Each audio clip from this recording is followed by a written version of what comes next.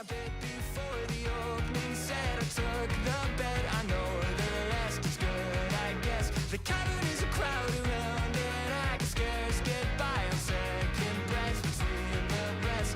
Now it's 1 a.m. and I don't know how I'll get home. The way is barely paved. I can't keep my eyes from closing in between each rest, but I'm not going to cave. I guess I made it, yeah. I said that I'll come along this time, but when I try, I get the feel that I someday will die, and I'm not going to care. I never sleep, I never eat, I never leave my house alone.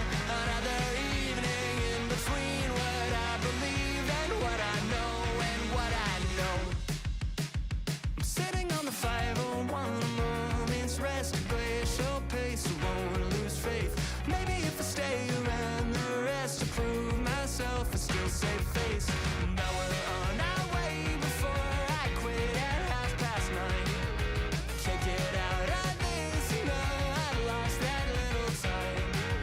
I guess I'll make it, yeah. I said that I'll come along this time, but when I try, I get the feel that I someday will die, and I'm not going to care. I never sleep, I never eat, I never leave my house alone. Another evening in between what I believe and what I know. I never sleep, I never eat, I never leave my house alone. Another evening in between what I believe and what I know and what I know.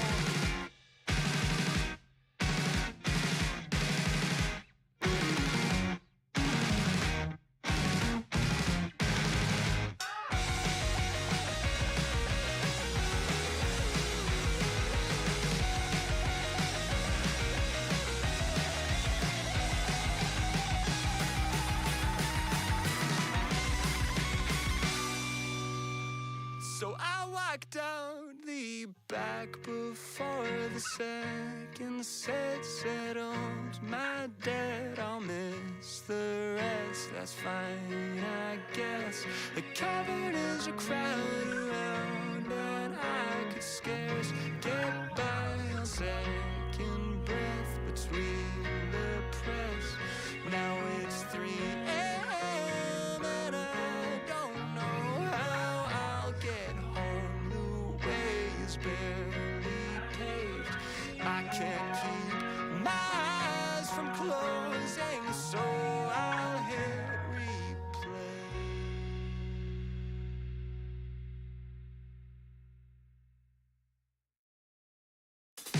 Like a hand reaching for a handle, but to find that it was never there. Candidly, I can't handle knowing that it's all up in the air. I thought the world ended in March until I heard the doorbell ring. Can't keep from falling apart, but I'll glue back everything again.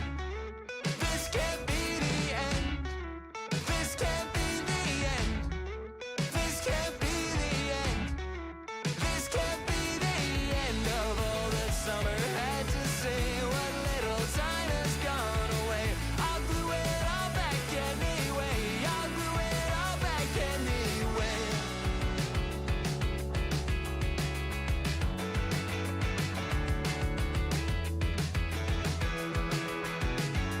Like the wing of a sparrow or a plane drops down a couple feet again to catch the wind that still remains, but I'm left breathless anyway.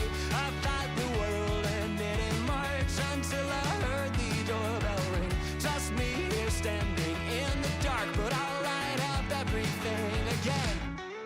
This can't be the end. This can't be the end. This can't be the end. This can't be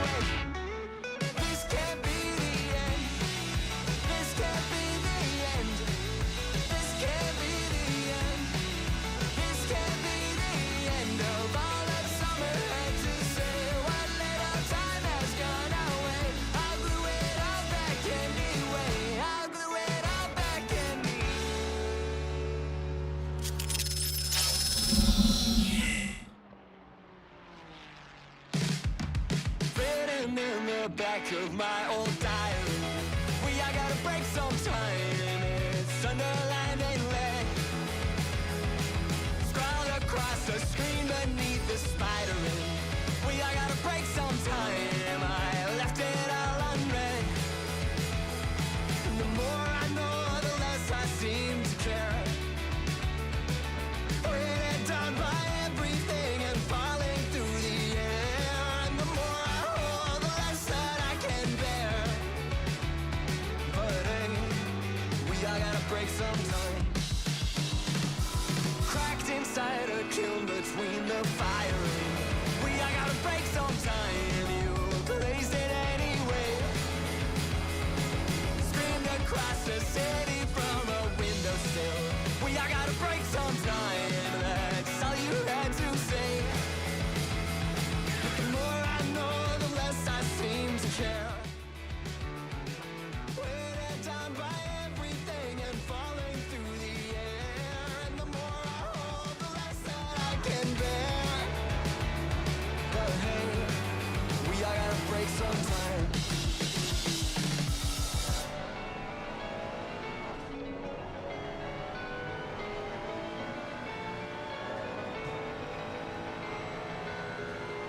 Written in the back of my old diary. I gotta break sometime. It's underlined and red. Scroll across the screen beneath the spider ring. I gotta break sometime. I left it all unread. Cracked inside a kiln between the firing. I gotta break sometime. You blazed it anyway. Screamed across the city from a windowsill. I gotta break sometime. That's all you had to say.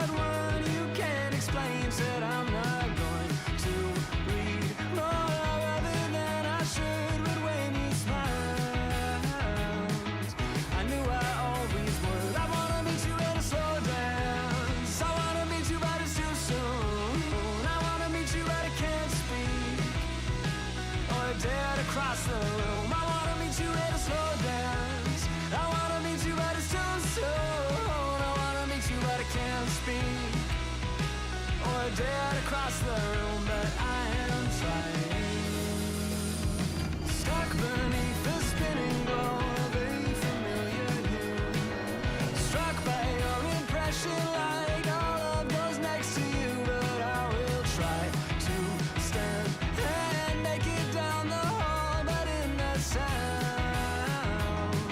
I'm barely here at all. I wanna meet you at a slow dance. I wanna meet you, but it's too soon. I wanna meet you, but I can't speak. Or dead across the room. I wanna meet you at a slow dance. I wanna meet you, but it's too soon. I wanna meet you, but I can't speak.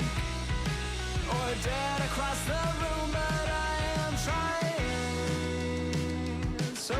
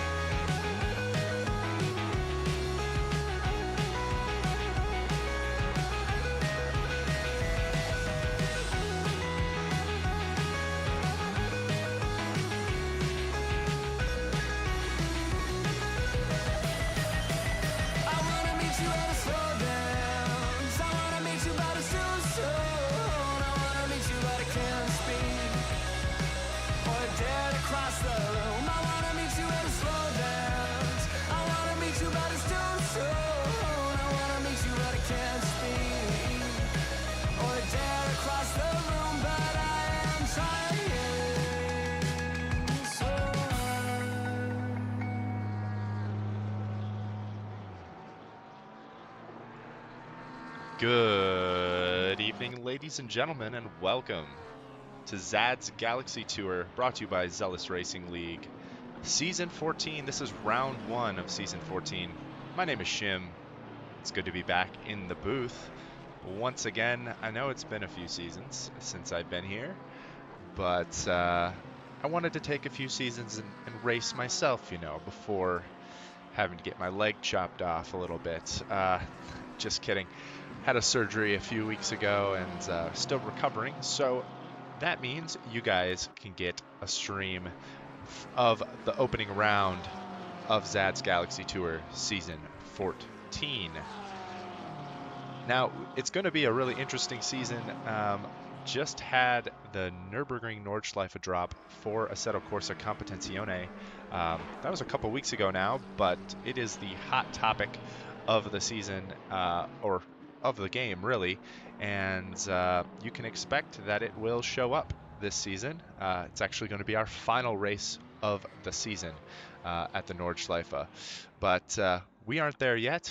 Currently, we are at Paul Ricard, Circuit de Paul Ricard in France for our opening round. It's going to be a 65-minute race for our drivers today.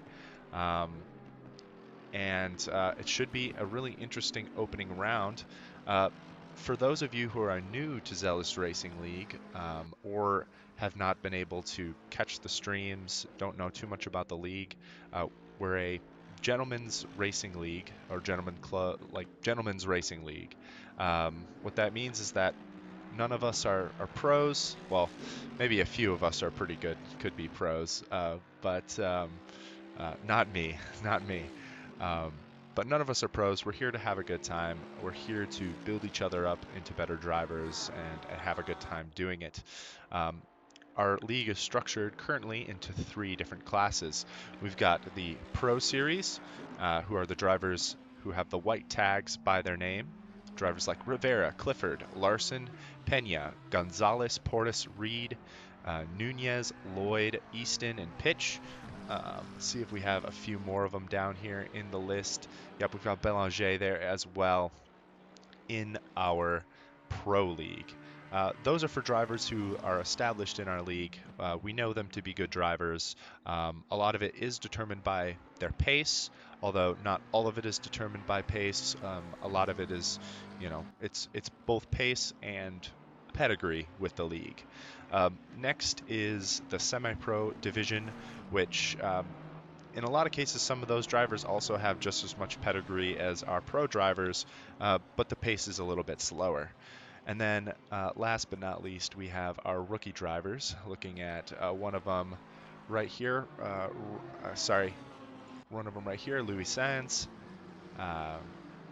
We have a handful of our rookie drivers. We have 7 of them tonight. Shane Swearington, Louis Sainz, Martin.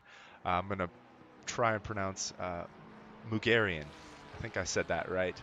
Got William Scott, Kevin Attenbury, and Chase Gordon. They're going to be our rookies, and for these guys, it's either their first or second season with us, and they're still working on getting their pace up. So as you can see, we do have leagues, or we do have classes for all ranges of expertise in sim racing here at Zealous Racing League. This season is going to be broken up into 7 different rounds, and those rounds will consist of the first round here at Paul Ricard, 65-minute race with 1 pit stop. Tires and refueling are mandatory for our drivers, and the pit window is open for most of the race, 55-minute pit window, which means the first 5 minutes and last 5 minutes do not count for that mandatory pit stop. So the drivers are going to have to be clean for the first few laps in order to make that pit stop count. Don't want to get into trouble early and have to drive with a compromised car for the first few laps of the race.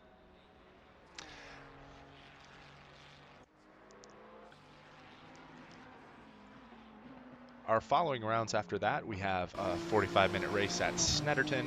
Then we've got the Hungaroring, Valencia, Watkins Glen for a night race, Red Bull Ring, and last but most certainly not least, the Nürburgring Nordschleife, which will be our final round of the season. Really excited for that. Honestly, I'm sad that Kunos had to drop the Nordschleife when I was about to have knee surgery, because I have not been able to get in my rig yet and try it out, and everything I've heard about that track has been glowing.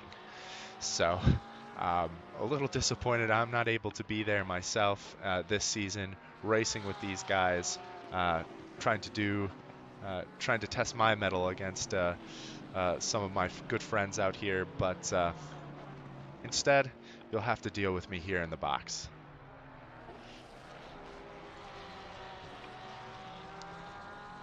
Last season we had Skylar Lovelink as our class winner in the pros, and in the silver division was James Turnbull.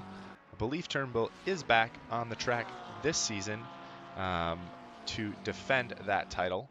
Might not be there tonight though.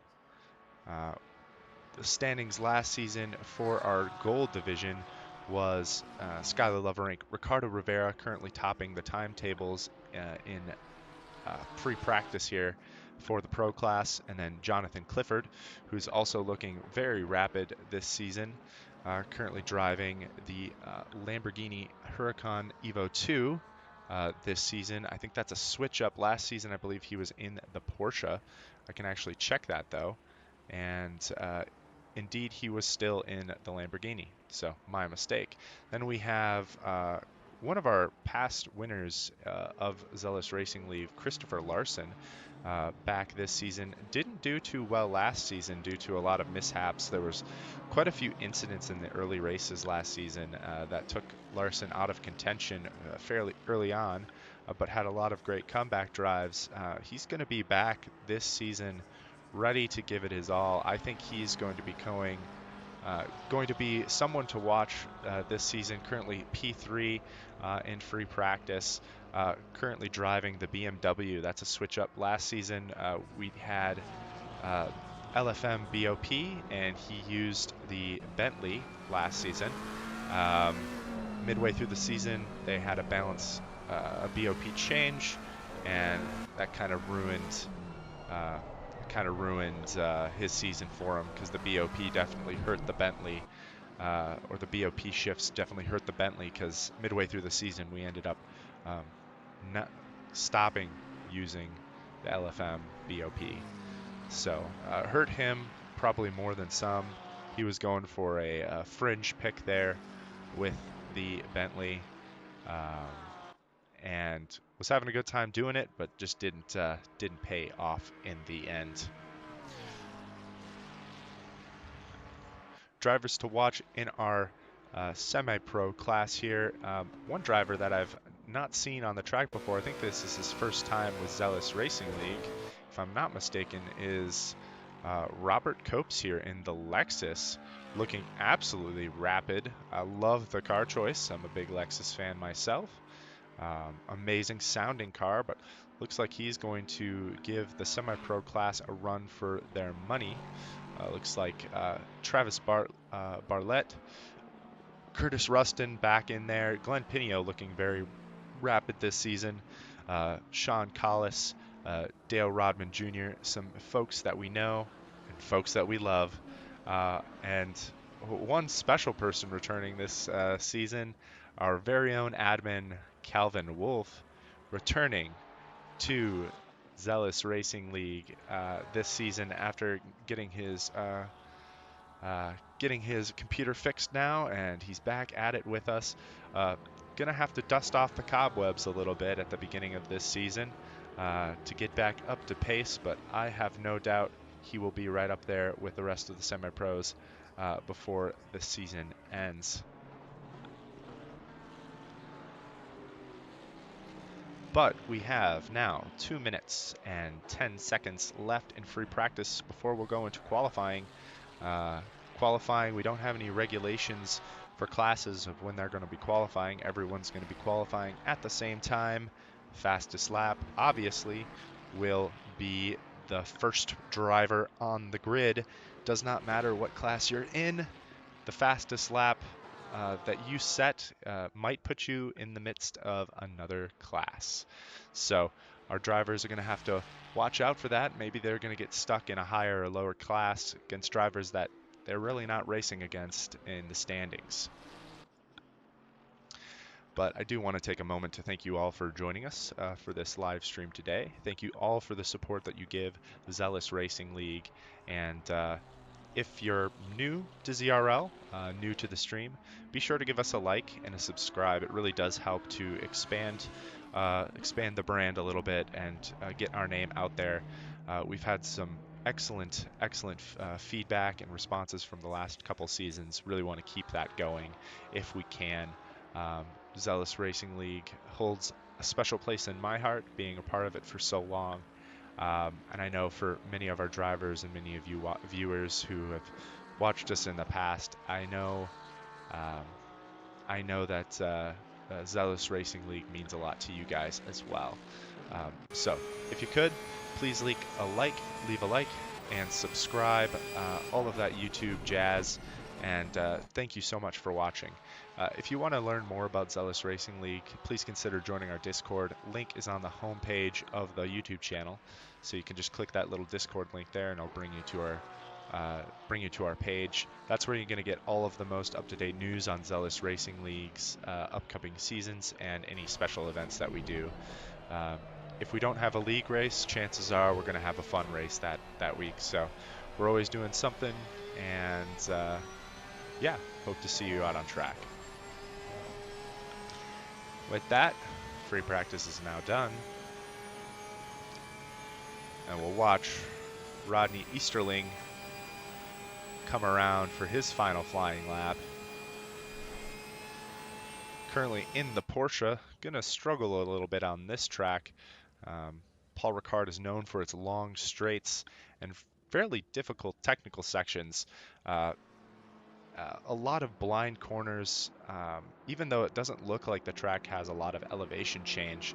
I find that the blue strips on the runoff areas kind of add a mirage effect to this track that is unique to Paul Ricard because of that unique blue and sometimes red striped pattern in those runoff areas. I personally find it very distracting when I'm driving, especially in turn 1 and in that first sector, when you kind of have probably the most noticeable uphill portion of the track.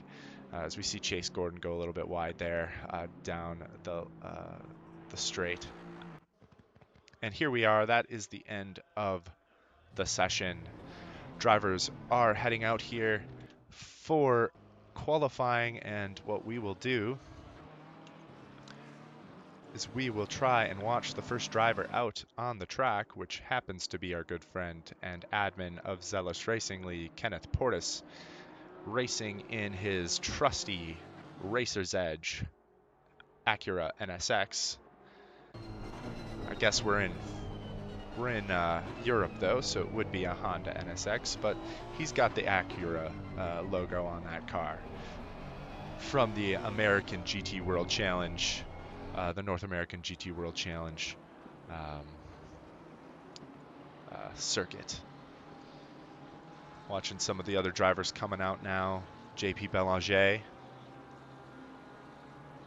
Let's go back up to Portis here and watch him. Give you a rundown of the track as he comes down the main straight here.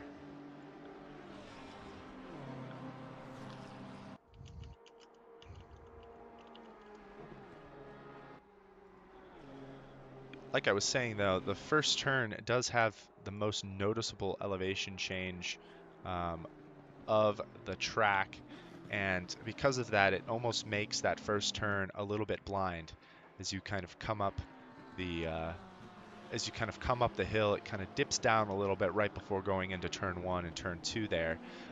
Makes it really tricky to judge the braking zone, especially if people have broken the braking markers on the outside of the track. Tends to happen quite a bit, as you can imagine. But going on to KP's bonnet right here, we'll take a look at his first lap. You can see a little bit of a crest in the hill there. Looking at those brake markers, braking right when that runoff road there kind of ends, or starts I should say, into turn 1 and 2. Quick little chicane.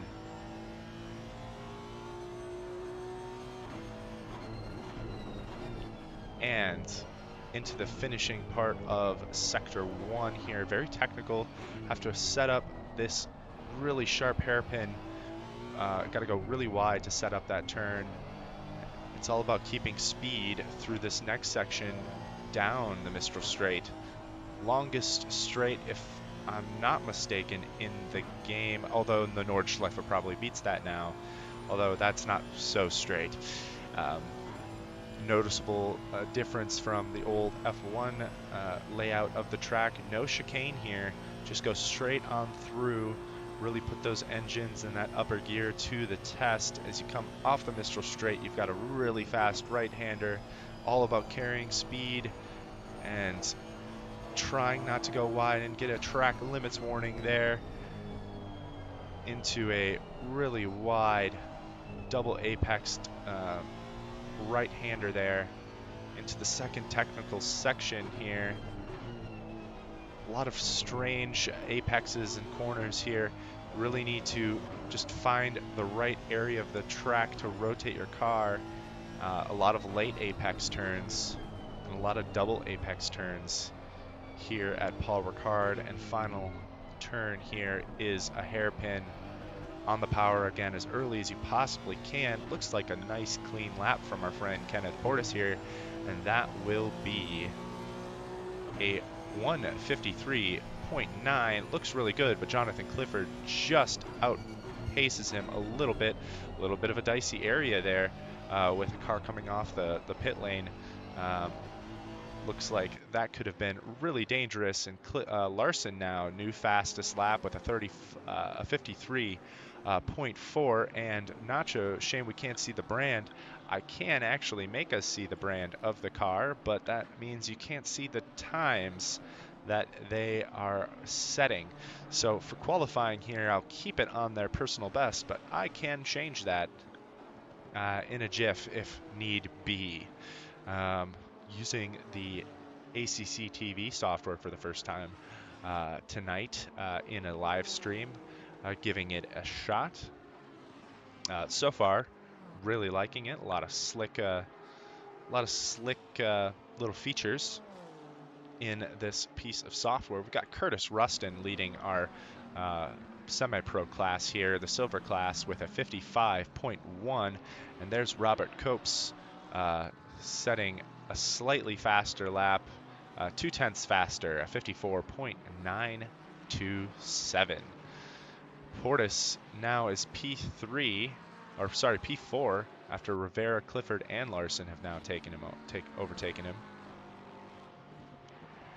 Dubé and Reed are both snug in between some semi-pro drivers there. Julien Levasseur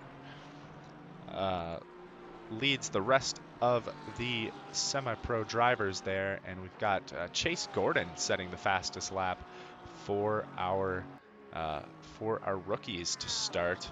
Let's take a look at Shaz, one of our rookie drivers, maybe currently coming out of the pits. Newest fastest lap.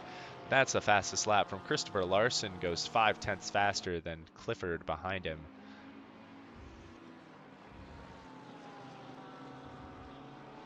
This will be Shaz's first fast lap here.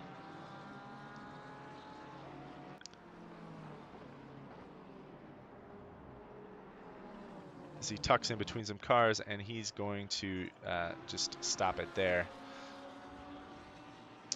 Looks like Copes is in the pit lane now. Rustin staying out. Dubé goes faster than Rustin, gets himself into another semi-pro sandwich, I should say. Looks like some drivers are having some troubles. Let's go to a good friend and rival of mine, Carlos Flores. We've had a lot of close battles, Carlos and I. Currently still trying to find his pace there. About 2 seconds, 3 seconds off of the leaders, which for a semi-pro driver is pretty good, although normally I've seen Carlos get within about a second and a half. It's about where I was to the drivers. He was usually right up there with me, so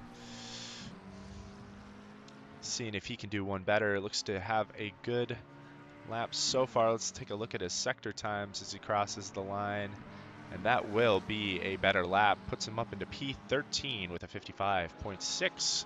It's a good lap from Carlos Flores. I don't know if he was flashing his lights for us there, but a little bit of a nod. We have Larson just gets outpaced by Clifford and responds back with another fastest lap from Christopher Larson, a 52.88. That's our first 52 of the night.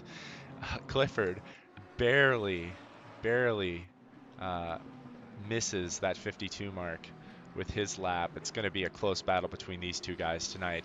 That's what we're going to have to watch out for Larson this season. If he can keep clean when he comes up to back markers, he really has a knack of just really getting away from the pack.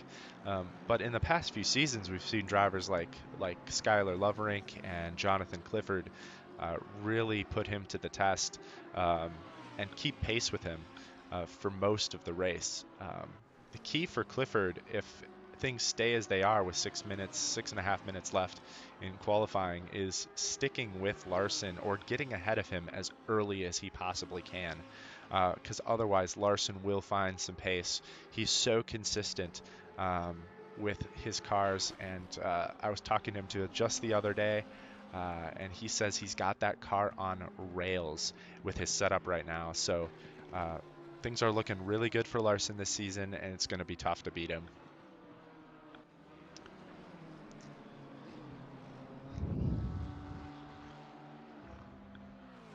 Chase Gordon still holding the fastest lap for our rookie class.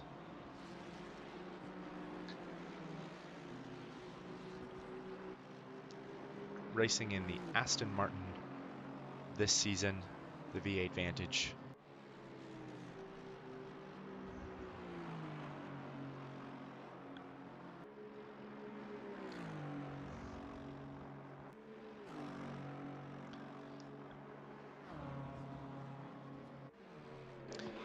It was a good point from one of our viewers. We can take a look at what cars everyone is driving this season. So let's take a look at that really quick and take stock of how many different manufacturers we have out on the track this season. Currently, we've got our leader, Larson, in that BMW, like I was mentioning. We've got Lamborghini Huracan, have a couple of the McLaren 720Ss. Portis is, as always, our lone Honda driver as far as I can see so far. He just loves that car so much. We've got Abner Pena in the Porsche. We've got a couple of Mercedes there, Easton and Nunez in the Merc. Lloyd gets himself up into P8 with his last lap. Take a look at Lloyd there. Or actually, I think that was Reed setting a lap fast enough to get him ahead of Lloyd. Then we've got, as we were talking about, Robert Copes there in the Lexus. I love to see that car choice. Pitch is running the Aston Martin along with Gordon. Let's go down here to our lower tier drivers. A couple of Ferraris there. It doesn't seem to be a too powerful car here at Paul Ricard, but we do have a couple of Ferraris, Lung, Maurer, and Sands. And then we have a couple more McLarens and BMWs. Going back up to Larson here, still holding the fastest lap of a 52.88 with 3 minutes 15 seconds. We do have a rip there for the Audi. No Audis this season. You know, if I was racing this season, I would race the Audi. I would do it.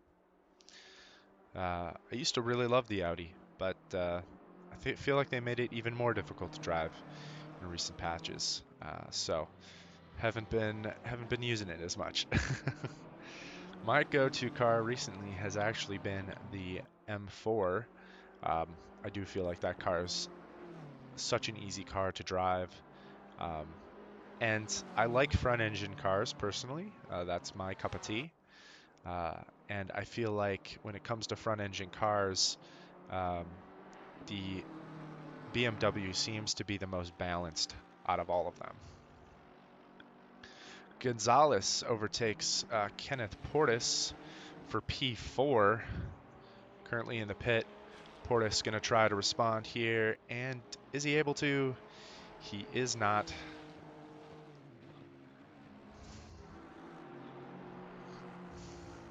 Going back to our personal bests.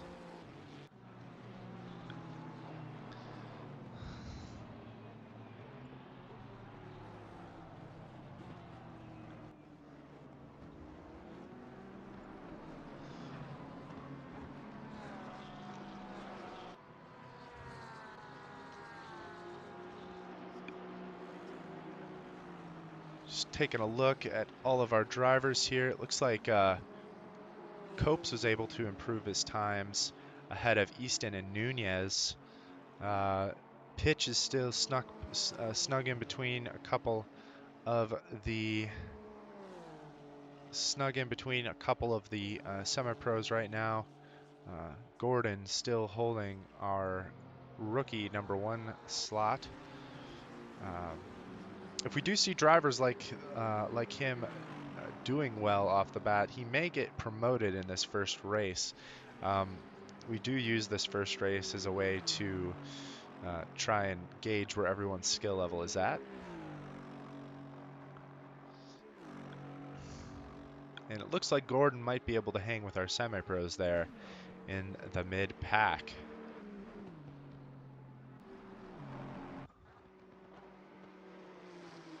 One car I forgot to mention was Travis Barlett there, rocking the Nissan GTR. Like the Lexus, not a car you see all the time out on the track.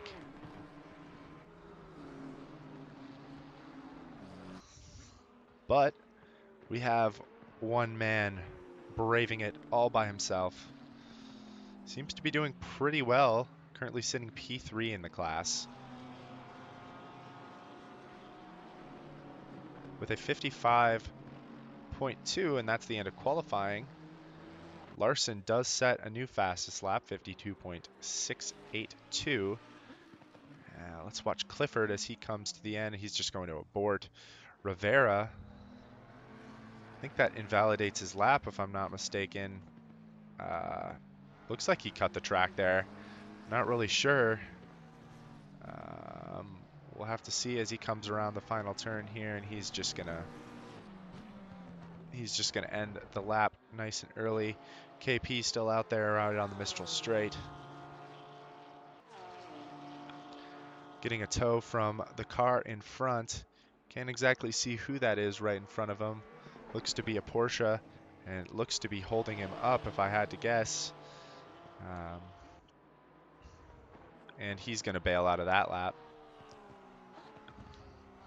#9 car of Eric Lloyd. Currently trying to do one better in the Ferrari. Got his Arasaka Cyberpunk liveried car there. And it looks like he does improve just slightly. Goes up to P9. Final cars to go here. Last one is William Scott, and he just crosses the line. Well, there you have it, folks. Larson, Clifford, Rivera. Are your leaders in the pro class and the leaders of the pack. In the semi-pro, we've got Robert Copes. We've got Curtis Rustin, if I'm making sure I'm pronouncing names right, Curtis Rustin, and Julien Levasseur. Hopefully, I'm pronouncing another French Canadian name correctly there. Too many, too many French Canadians here. I butcher their names all the time.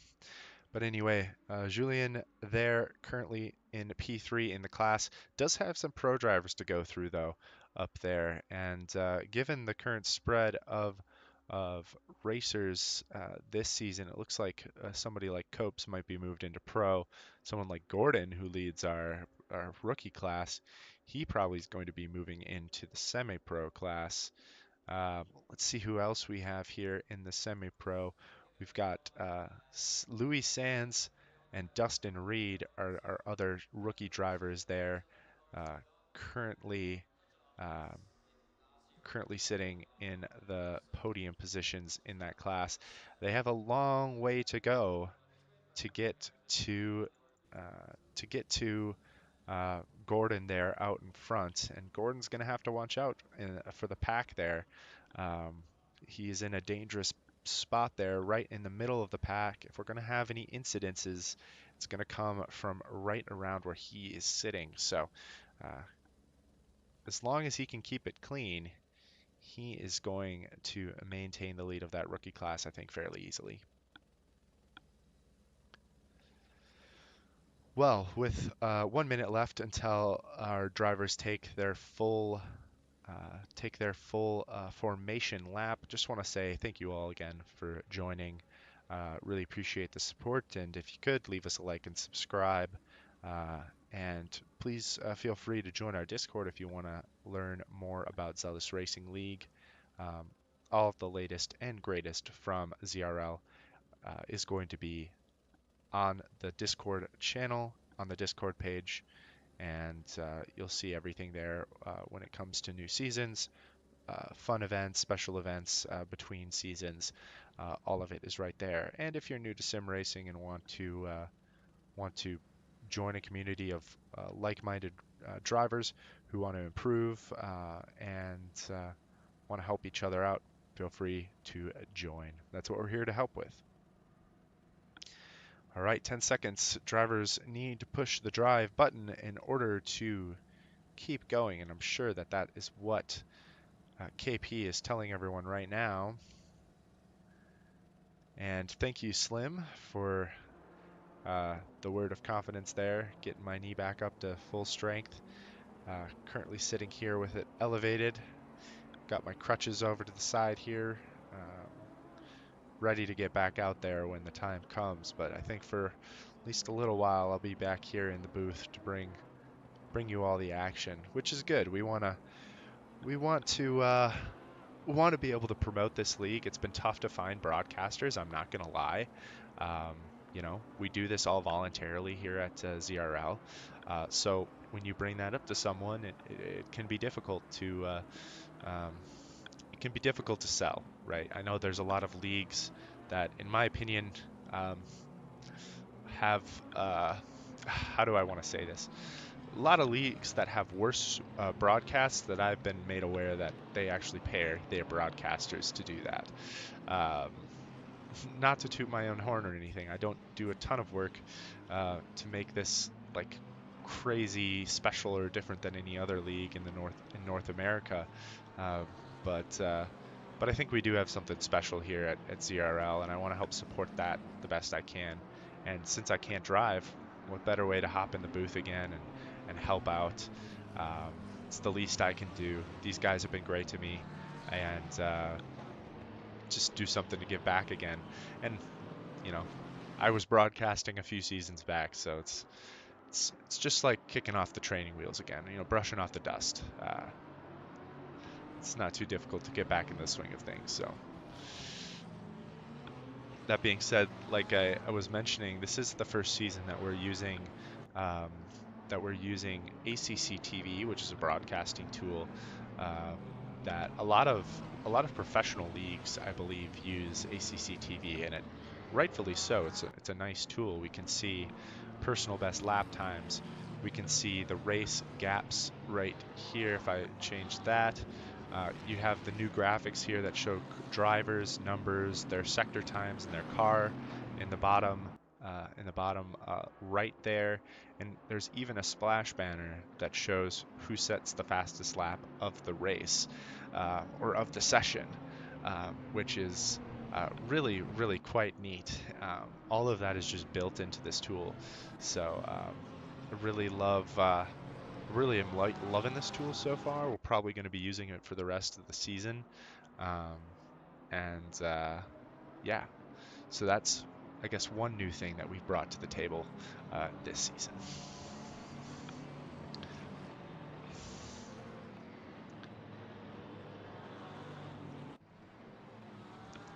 All right, our drivers are in the middle of Sector 3 here, lining up 2 by 2.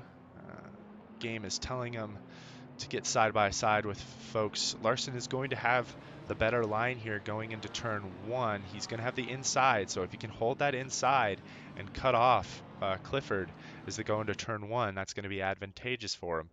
We'll move into Helicam here just to watch all of the drivers jockey up to their spots here as we watch them come around the last couple corners here. 65-minute race for our drivers, and one mandatory pit stop for them all to take with tires and fuel mandatory. As we see them line up here on the start-finish straight, all of those 34 drivers, I want to say 35 drivers, lining up 2 by 2 here as we are going green for 65 minutes at Paul Ricard. This is round 1 of ZRL as we see Larson going on the inside there, looking to cut off Clifford as they go into turn 1. It looks like he's going to get just ahead in the braking zone, and that will put him ahead in the lead to start the race. Oh, it looks like Rivera is getting really close there to Clifford in the opening stages, and it looks like he's going for the overtake, but Clifford's got the inside line as he cuts off Rivera from making that move. We've got Gonzalez stuck in there as well. Their goal, they just don't want to let Larson get too far ahead here.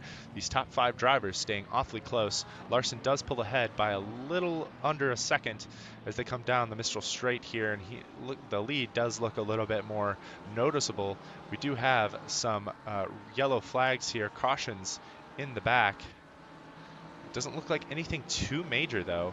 As we take a look back here, maybe a few incidences here and there, but nothing too major as we see our drivers come down the Mistral Straight here. And they go 4 wide there in the back. Looks like almost 4 wide, maybe 3 wide. And it looks like Eric Lloyd's got a little bit of damage on the front end of that Ferrari. He's going to be nursing that until he has to make his pit stop. Hopefully that's not compromising his lap times.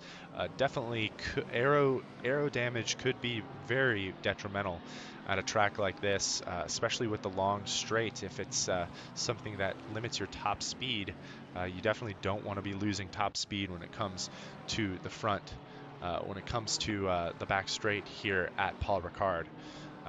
Looking at our other drivers, we've got Levasseur, who's coming up on the rear end of Copes here. He's moved into 2nd place. Larson has the fastest lap, but it's the first lap of the race, so it doesn't really matter that much. Looks like Copes is actually battling here with Easton. Belanger has a caution flag by him, and he gets overtaken by, I want to say that's, actually doesn't get overtaken. He overtakes I want to say Rustin there, and Rustin is actually probably just letting Lloyd by there. It's not really his battle to have or to fight there. Rustin does go down 2 places, but those 2 places don't actually matter. He might want to let Lemon Pitch come by as well. As we see our drivers, Pitch is right alongside Pitch is right alongside right now. Looks like Rustin actually pulls ahead of Long in that gaggle there during the hairpin. It was hard to watch, not going to lie. going back to our front drivers here, we've got everyone kind of holding two and trying to maintain their car within track limits there. Ooh, good call there. Travis Barlett having a rough start of it here. Moves down a few places. We can actually see how many places. He's lost 7 so far. Nunez, actually our biggest loser currently, with 8 places lost at the start. He's in the pro class and he is stuck in between a bunch of the semi-pro drivers right now. Our biggest gainer is Matt Lung right now. He currently is sitting at a +7 in terms of positions gained. Currently P15, started 22. So he's our biggest gainer. All of the drivers in the top 8, none of them have gained or lost positions. They've stuck right where they are. Another driver who's made a lot of gains is Dustin Fletcher here. Moved up 5 positions. Nunez moves up 1 more position. No longer the biggest loser. Another friend, Beaudry, has dropped down 9 positions, 10 positions now, just get eaten up in the rear end. And a little bit of tap there with, I want to say that's Swearington, or is that might not be Swearington, that might be Wolf right in front of him. A little bit of a tap there as they try to navigate their way between everyone.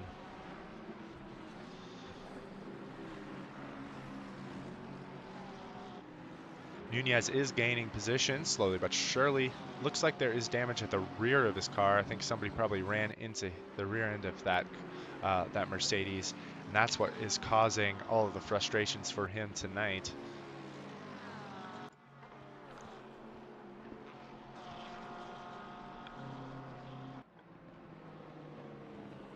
So you watch Levasseur here. He's now 2 seconds back from Copes. Copes not pulling away maybe as much as he would have hoped, but he was in that gaggle of cars at the beginning. P9 overall for the semi-pro driver. It's a good opening start. I believe this is the first time he's raced with ZRL, if I'm not mistaken.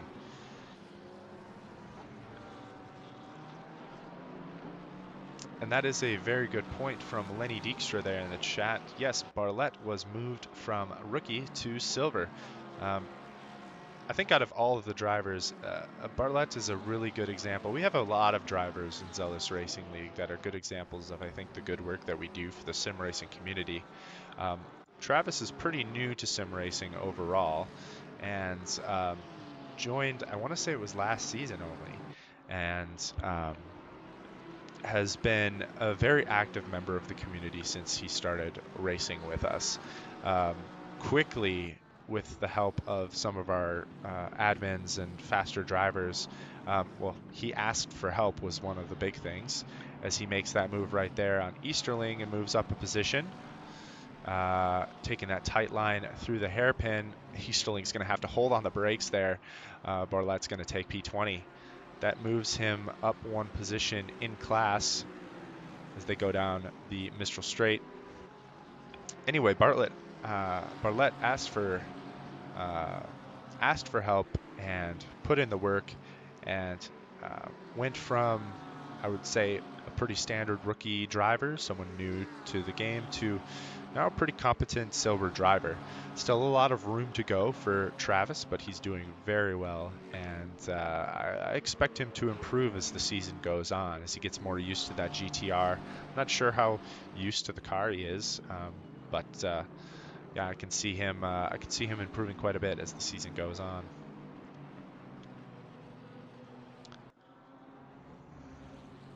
Let's take a look at our leader in the rookie class here. Is Chase Gordon. He's actually moved up a position, now sitting in front of Carlos Flores and Jose Nunez, as Nunez overtakes Flores there, getting closer to where he started. Looks like they're getting held up a little bit by Pitch here. Pitch is just trying to hang on.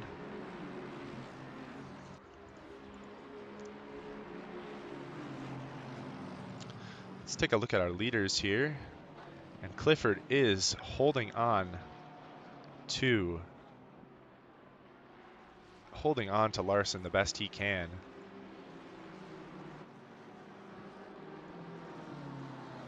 That's really good for Clifford too. As they go on in this race, they will probably come up to back markers as the race goes on. With the big spread in classes, we do see that a lot more often in recent seasons with the rookie class being introduced.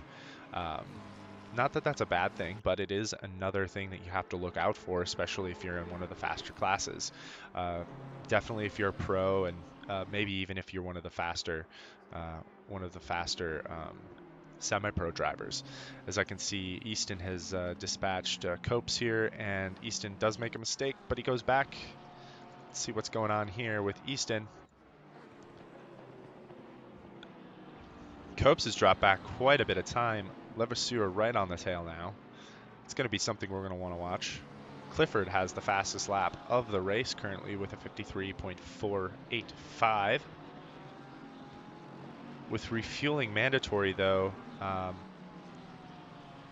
think that might actually be the fastest laps that we're going to be seeing. So everything kind of gets messed up there a little bit with our software. Let's let everyone cross the line here. Everything needs to just sort itself out.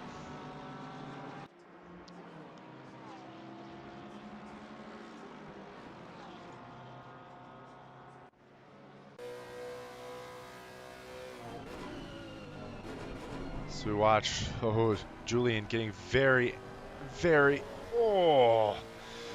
that was a very close move there. Almost a send. Julian does have to back out right at the last second though, because Copes just closed that door on him, but he is right on the rear spoiler of Copes. Wonder if Copes is dealing with any damage on that car, because he's definitely not having the pace that he had in qualifying, but you know, different conditions, race conditions are always a little bit more difficult. Coming down this back straight though, that's where Copes is really going to get his advantage there, and the Lexus top speed is where it will shine.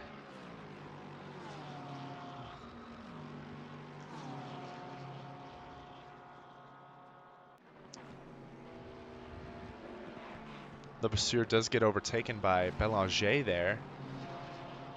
Copes does pull ahead by about a second there in that back straight. Really shows the difference in power, especially raw top speed power when it comes to the Lexus and the Porsche. Chase Gordon moves ahead of Nunez there. Not really a battle that he's fighting, but he's trying to get himself in there. I can see him getting moved up at the end of this race.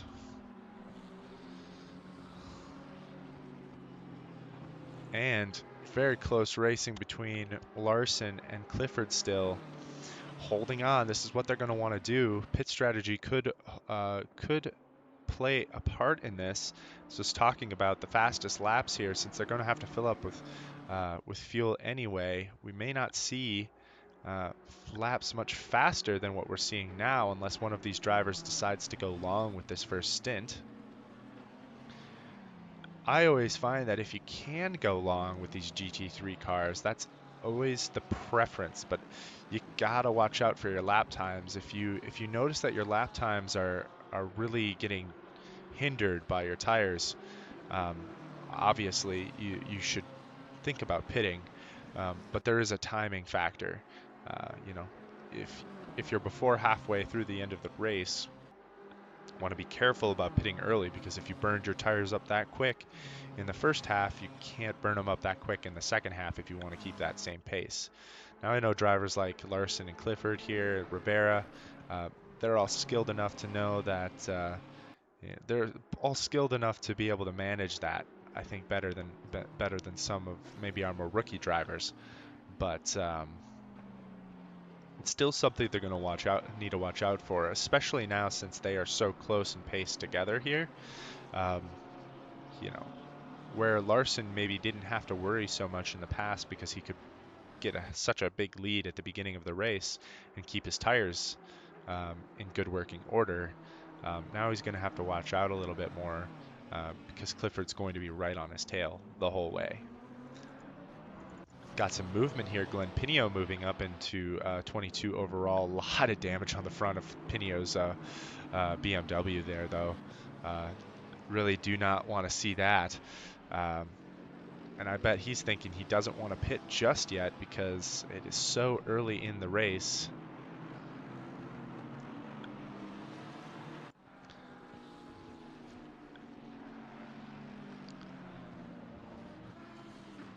Moving to Carlos Flores here, defending from Bartlett.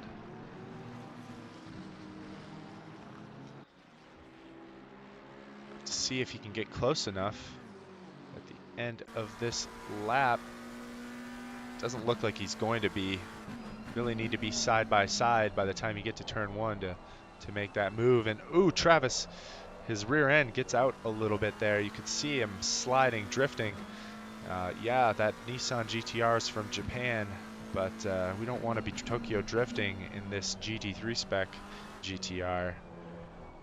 You can see that nice tight line that Travis is taking through there, but Carlos really setting himself up well for the next part of the track. Looks like the rear end of that Nissan is getting the best of Bartlett there, and moving to Dale Rodman Jr., gaggle of cars as they come down to the Mistral Straight here. Rodman, Collis, Easterling, Pinio all very close together here. Pinio loses out probably the most there, but as they come too wide, that's Collis and Easterling behind. They're going to go 3 wide going down the end of the Mistral Straight here. Pinio side by side with Beaudry.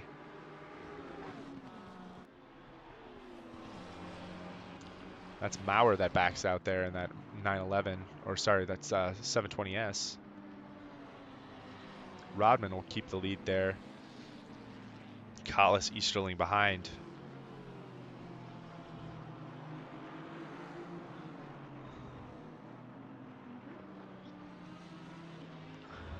Shane Swearington moving up in the rookie class. Looking at positions gained, he's gained 1. Calvin Wolf has gained 6 positions since the start of the race. Dustin Fletcher still having gained 6. One position change that we did miss was Kenneth Portis here moves into P4, overtaking Gage Gonzalez. Matt Lung is still our biggest winner of the day, or has the biggest gains of the day. Currently sitting P15, gaining 7 positions.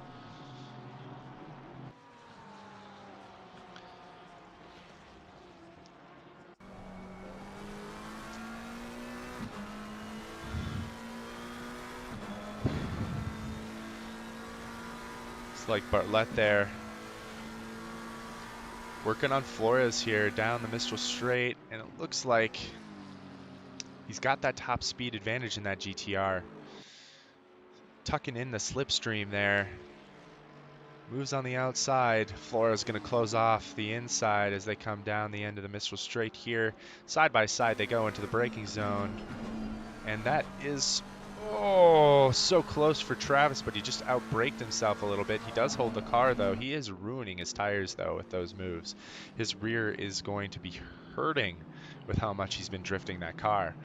I know that's what it's been made for, but he's going to need to keep it nice and tidy if he wants to overtake Flores. Car number 4 stopped on track. That is Shane Swearington. He is stopped on track there. Wonder what happened there. Incident there. Let's see. As we watch, this is a replay of that incident with Shaz.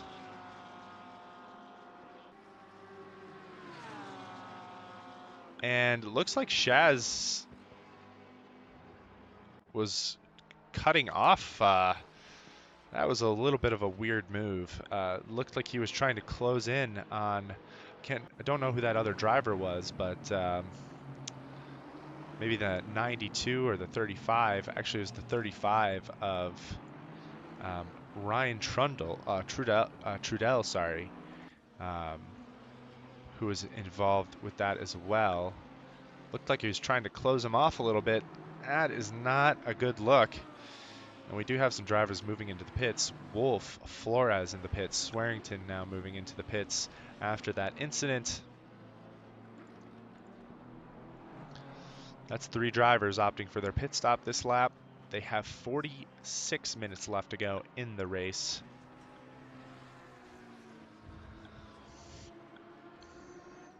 So they're going to need to make that second set of tires last much longer than that first.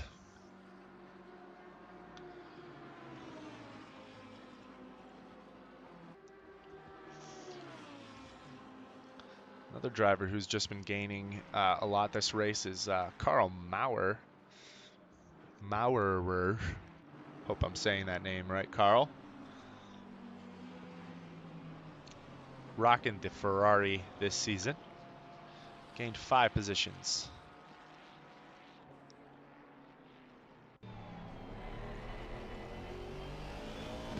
Got a couple other cars that moved in the pits. 31 of Calvin Wolf. But we did know that already. Number 12.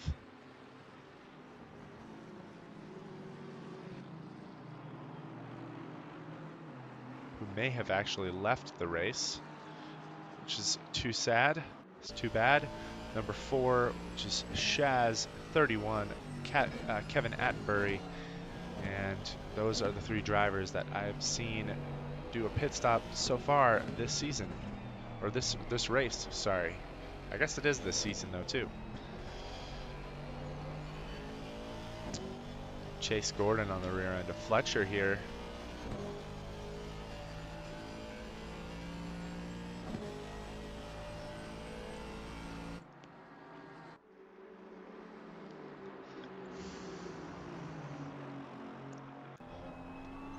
Moving on to Matthew Reed with Easton behind.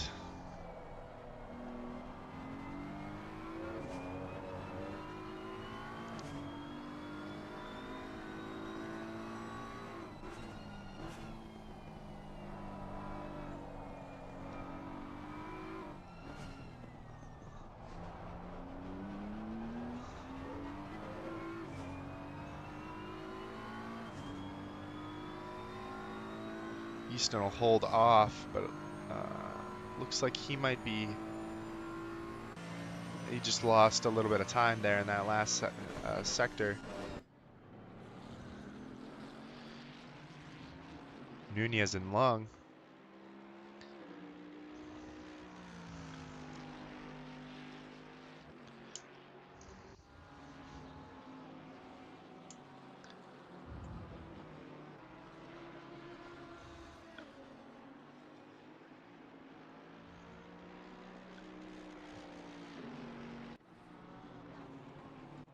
Moving up to our leaders here. Clifford has now fallen back to 2 seconds behind.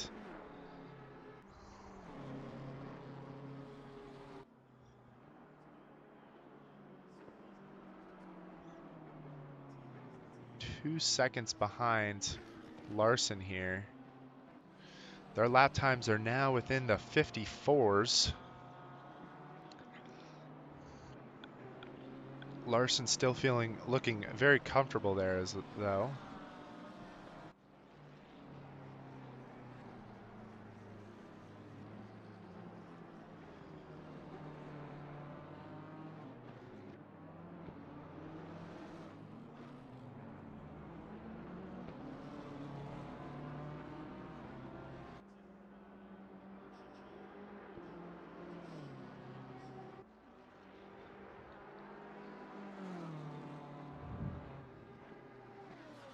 Take a look at the rest of the field here. Everyone's kind of spread themselves out, it seems like now. Do have a little bit of a pack here, but that's mostly drivers entering into the pits.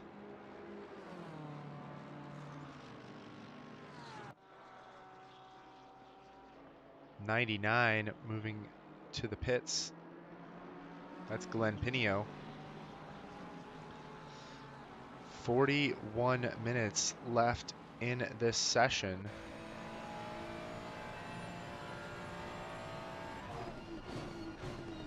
Not too halfway through the race just yet.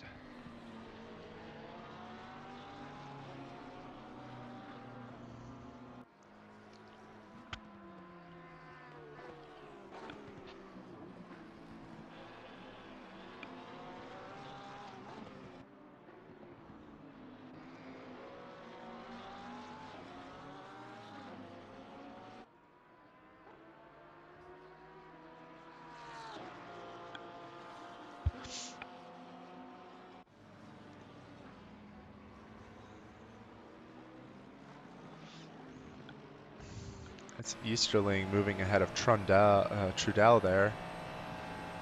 Here we have Eric Lloyd with Rustin now. Actually, that's Belanger. And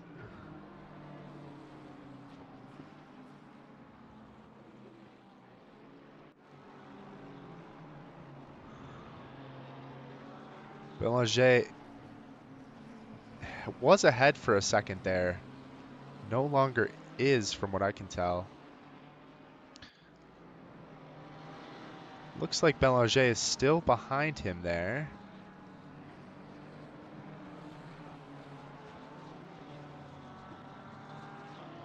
Actually, that's a lapped car. That's actually Glenn Pinio's BMW. In between Rustin and Lloyd. Lloyd's been setting 57 sevens. I think he can do better than that. I think that aero damage is compromising him quite a bit down the Mistral Straight, if I had to guess.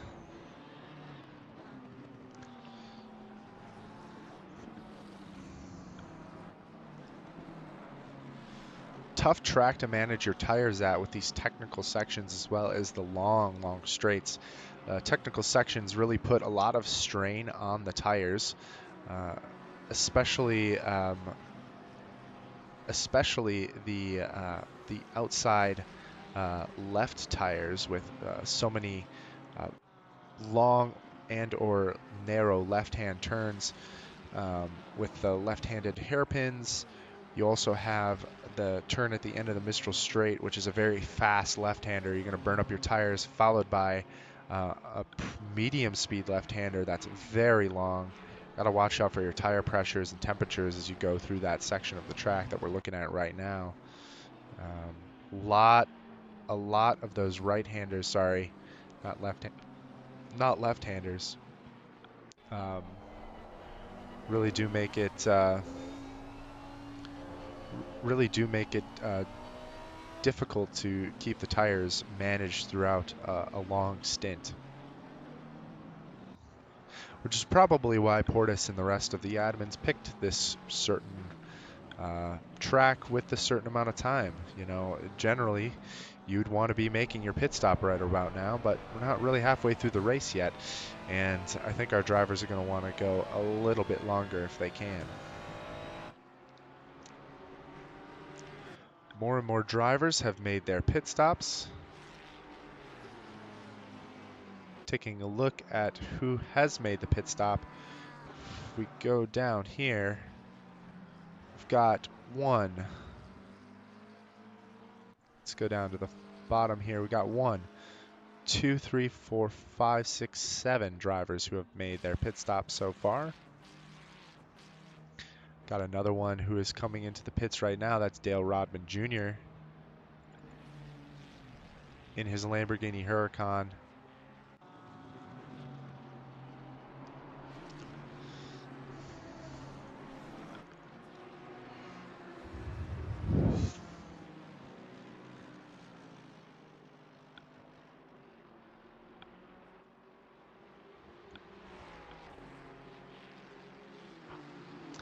Hope you guys are enjoying the stream so far. Hopefully everything is looking good.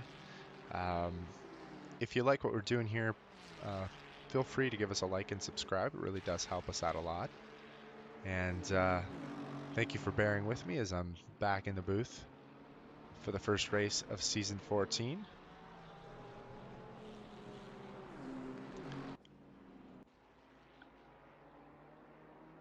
Larson here has pulled a quite substantial gap over Clifford now.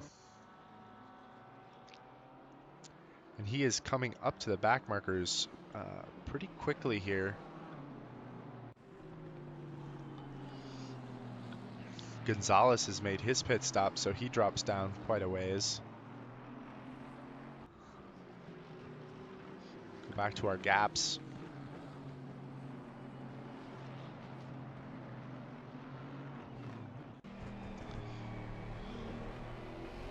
A view of pitches in dashboard cam here.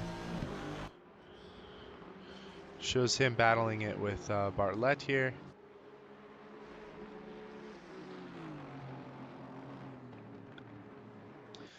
Doing a good job in his first race in that GTR this season, Bartlett. Quite a bit of action and making some gains while he's at it.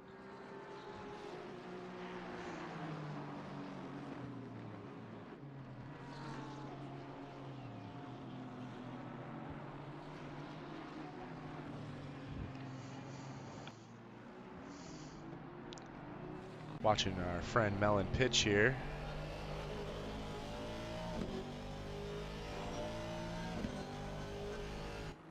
Driving the Aston Martin Vantages this season in a very colorful Aston Martin Vantage, I might add.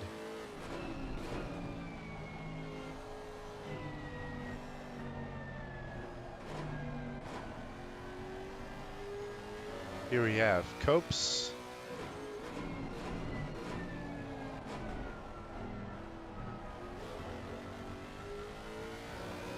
A little bit of an issue with the timing there.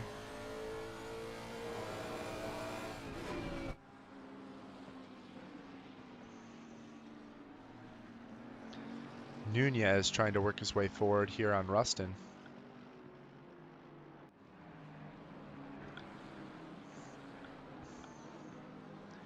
Number 42 exiting the pits now.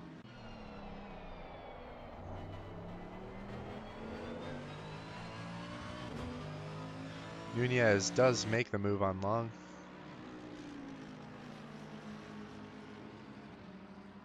Works his way up into P10, but he has not made his pit stop yet.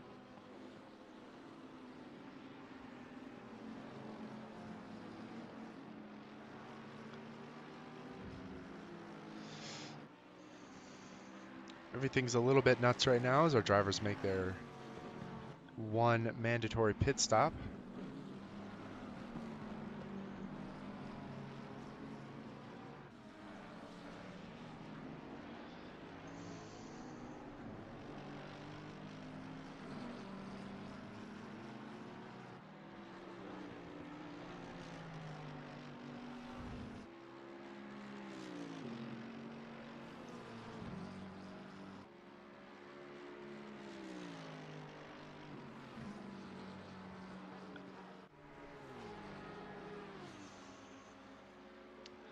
Looks like Levasseur making his pit stop, if I'm not mistaken.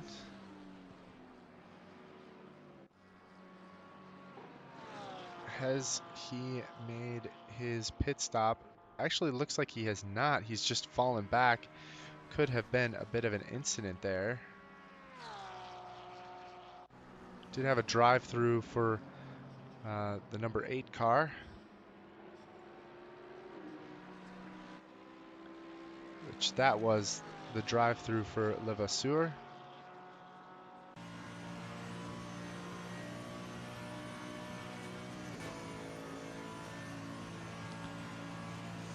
Stop go 30 for car number 46. No longer with us. Kyle Easton defending from Dubé here.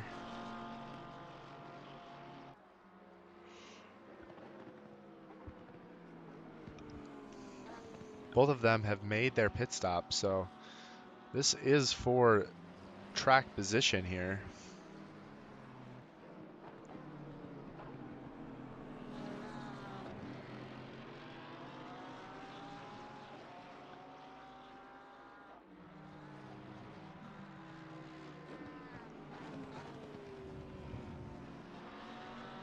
Looks like Easton is just pulling ahead there.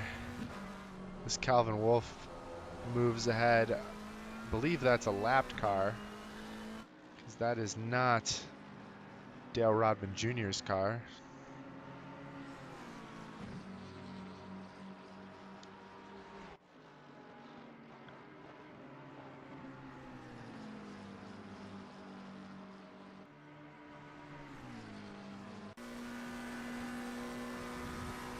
Wolf pulling ahead now.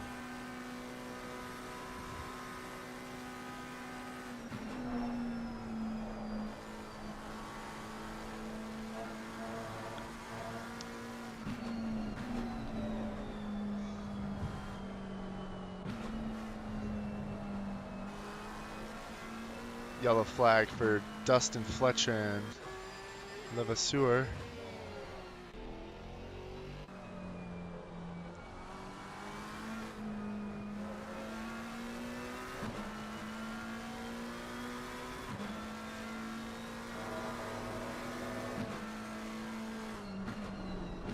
Could have just been on the pit exit there.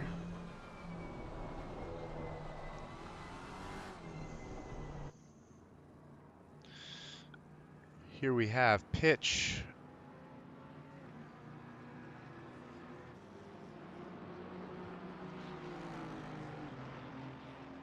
Trying to move ahead of some lapped cars here.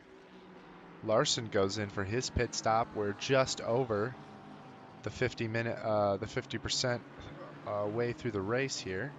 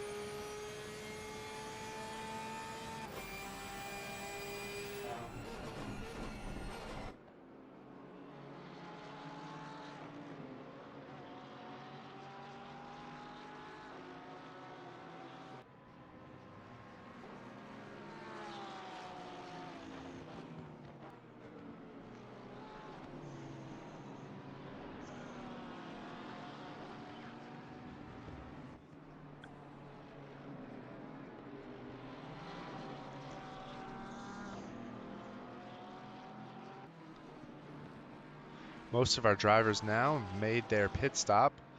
Looks like Pitch might be currently in the pits. No, he is not. He is still out there.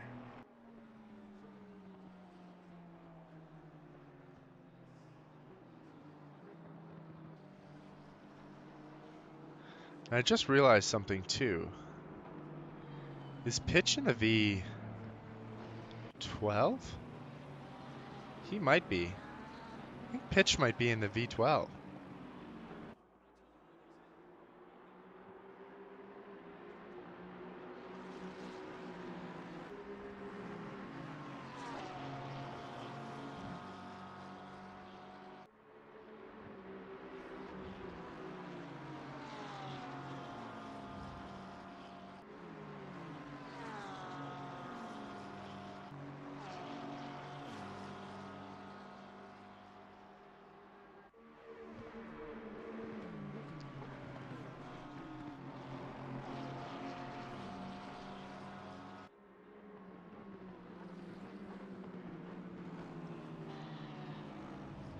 So far, Pitch is the only person that hasn't pit, and he is now in the pits.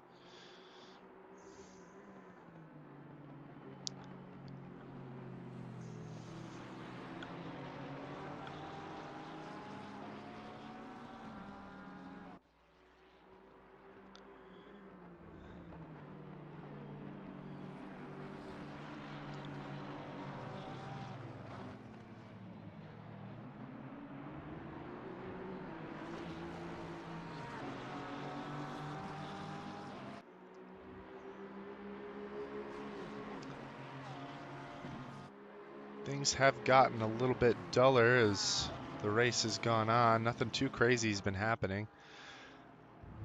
So we're watching Levasseur here try to gain his way back up into the podium for the semi-pro class. Currently battling it out with Fletcher, Lung, Gordon right behind.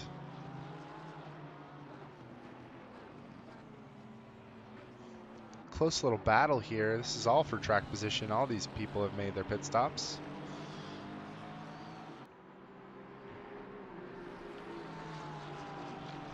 Down the straight they go.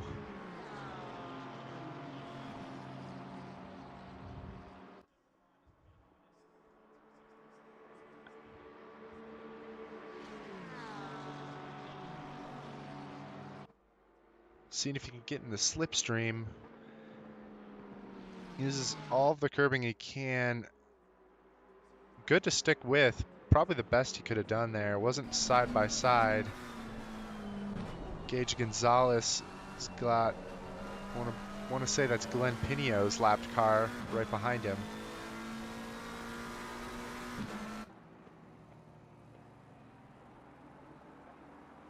As we go back to the battle here, Levasseur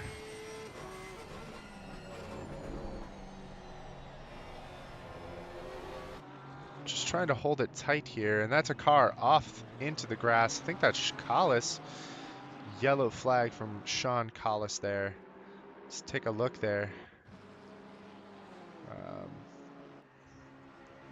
Actually, that's Maurer. That one's Maurer. Sean Collis should be...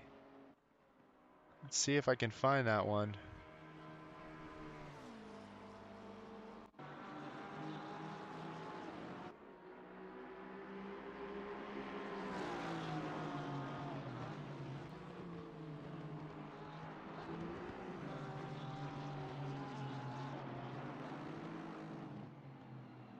Number 80, Matt Lung serving his penalty there.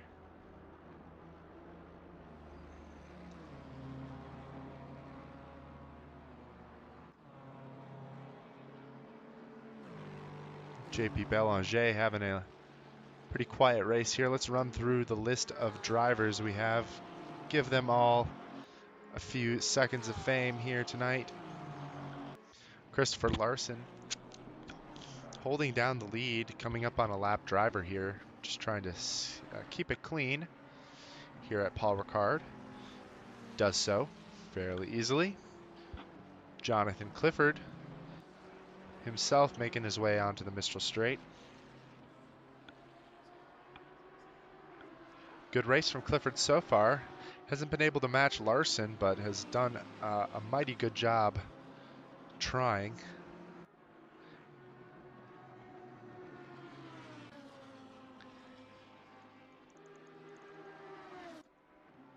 Ricardo Rivera, also pretty quiet race from him so far. Nothing too crazy. He does have Portis fairly close, but 3 seconds is still a pretty good gap.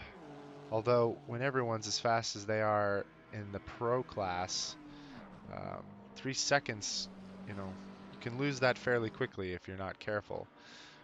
But Rivera holding down P3, our last podium position, doing a good job of maintaining what he's got. Portis is our one driver in the top 8 that has moved forward. Actually, 2 drivers have now moved forward. It's been Kenneth Portis and it's been Abner Pena, both of which have gained 1 position in the top 8 because sadly Gage Gonzalez has moved down 2 positions since the start of the race. Qualified P4. Still having a good race regardless. Good lap times. Just seems to have maybe got caught in some traffic or something. Nunez just makes up another place here. He is now no longer having lost positions this race, he has gained positions this race. Gained 1 position from where he started. Moving back into the pro class here, we've got Matthew Reed, who's actually defending from Dubé here.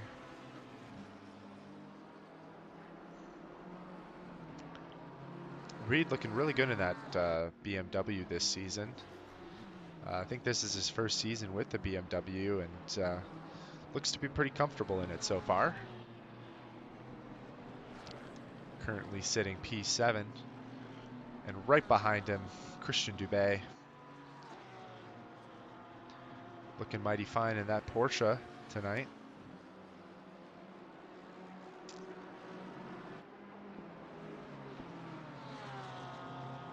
The Jolly Ranchers Porsche nonetheless. Just taking a look at his livery there. Jolly Ranchers Porsche.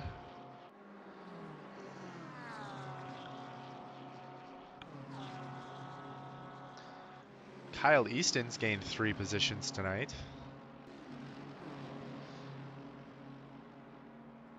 In the Mercedes, looking really good.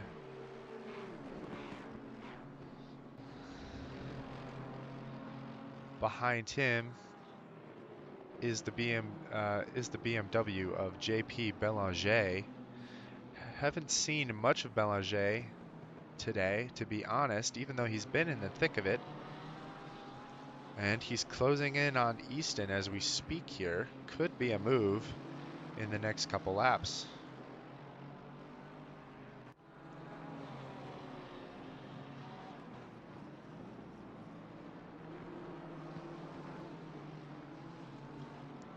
Robert Copes, currently in the semi-pro in that Lexus. And with the effort he's put in tonight, might move that Lexus into the Pro Series. Definitely, I think, has the pace to be up there this season. We'll have to see what the stewards say after the race. They're the ones who make that decision. And Dubé has made it ahead of Matthew Reed there to take P7.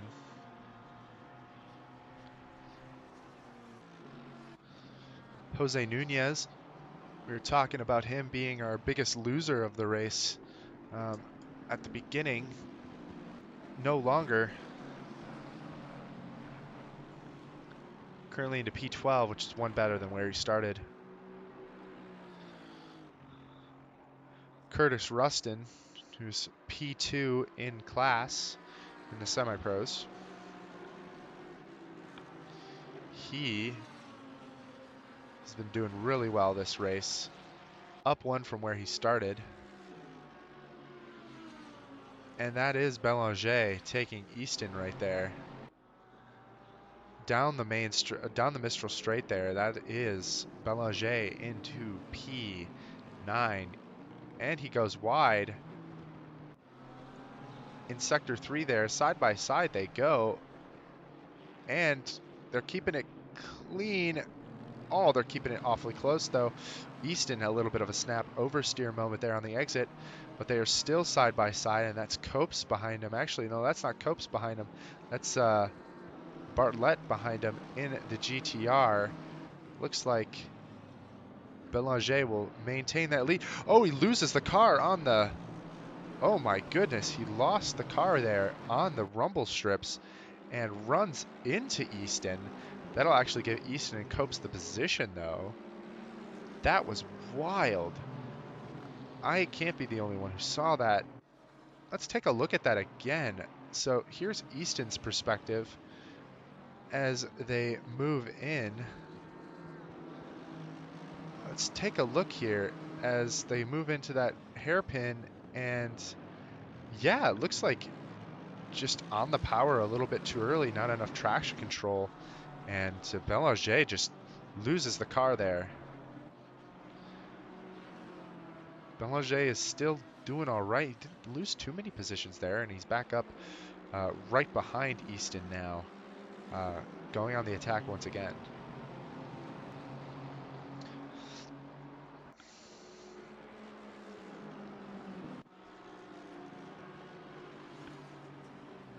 got Eric Lloyd here. Had some damage on that Ferrari. I think he repaired it during the pit stop. Looks like he repaired a little bit of it at least. Currently sitting P14. Lost quite a few positions. 5 so far. Julien Levasseur.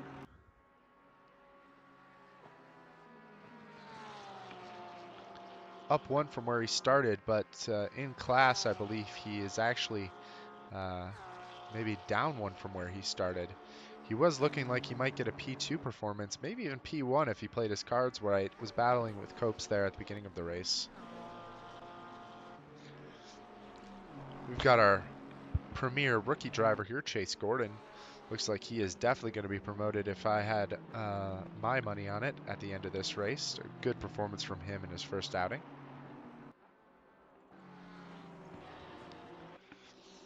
Dustin Fletcher.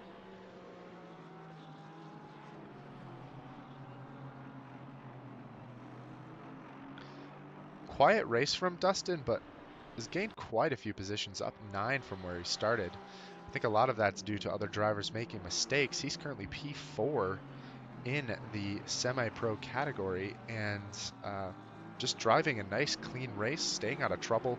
A lot of times when you're in that middle group, that semi-pro group, that's really what it's all about. It's about staying safe, and I think Fletcher's been doing it better than anyone in the group this night. Sean Collis has also gained 6 positions on the start. Also just keeping a quiet race and staying out of trouble.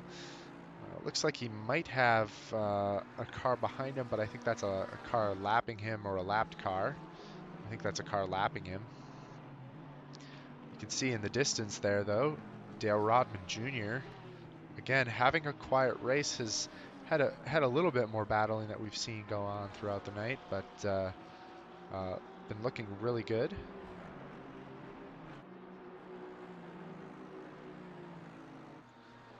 Matt Long up 2 from where he started. If I'm not mistaken, he had a lot more positions. Must have lost them in the last little bit, though.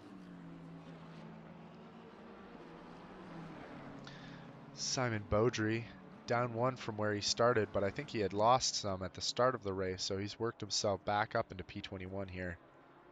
Good performance from him.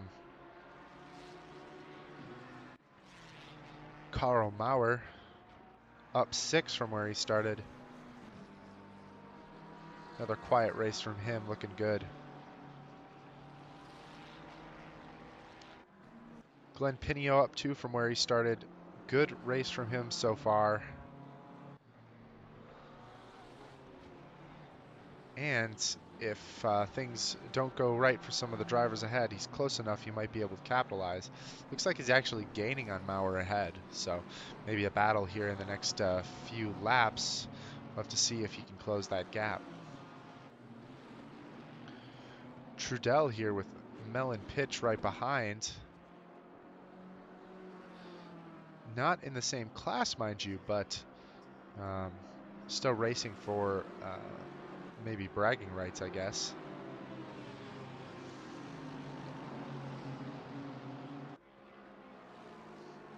Trudell up 3 from where he started. Melon Pitch here, looking to make a move on, I think that's Easton. And they're doing a bump draft. Is that what we're seeing? We're seeing him push Easton. I think that's exactly what we were seeing. We were seeing Pitch push Easton down the straight.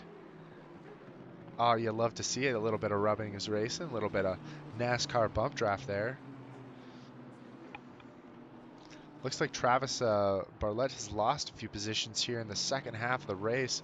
He is gaining them back. Was at 11 down when I was watching him a second ago. Now only 9 down from where he started the race. Hopefully he can make some of those positions back before the end. Right behind him is Dustin Reed.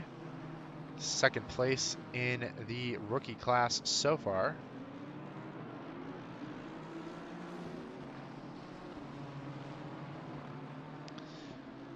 Up 3 positions from where he started, but having a quiet race.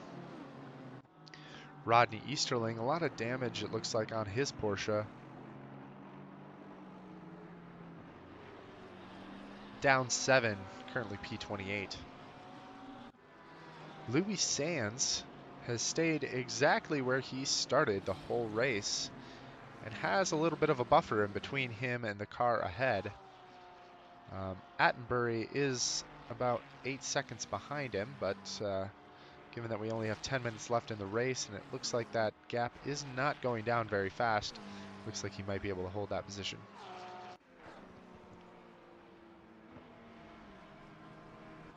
Attenbury up 5 from where he started. We did lose a couple drivers, 3 drivers to be in fact, this race.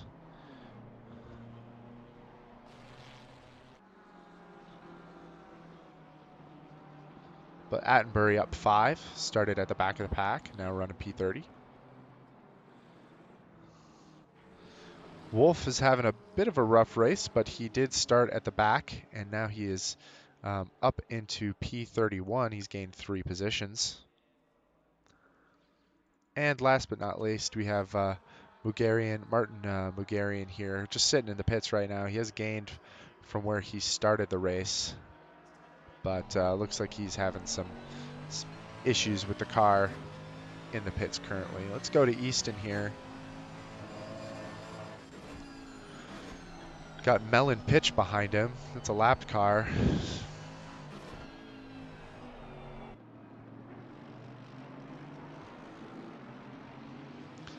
Down the start-finish straight they go. Belanger's gained quite a gap from him here.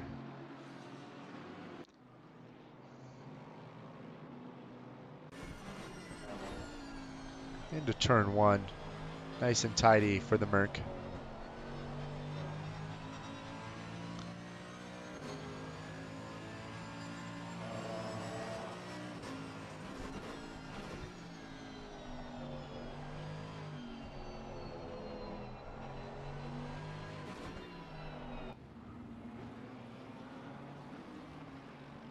A little bit of flickering from that Mercedes of Jose Nunez there.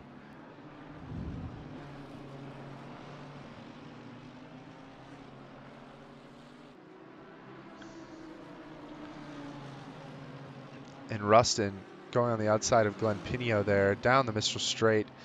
Does go off track. Looks like Nunez is trying to take it though. Just for bragging rights for Nunez at this point. Ooh, rubbing with Glenn Pinio there. Nunez. That BMW has a nice top speed. And are they going to touch? And yes, they are. Pinio and Nunez touch. Forces Nunez wide at the end of the Mistral Straight there. Rustin will gain some time from Nunez there. And I think actually Nunez is going to get let by Pinio. Don't believe Pinio meant to do that. Belanger behind Copes here.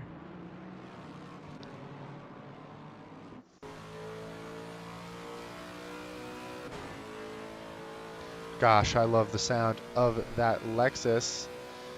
It's looking really good this season so far. Maybe if I come back, I'll have to use the Lexus once again. That being said, it looks like the BMW of Belanger closing in behind Copes there. Looks like Belanger is going to be looking for the next opportunity down the straight here to take that position from him. Again, not for any points, mind you, but for some bragging rights on track. Down the straight they go.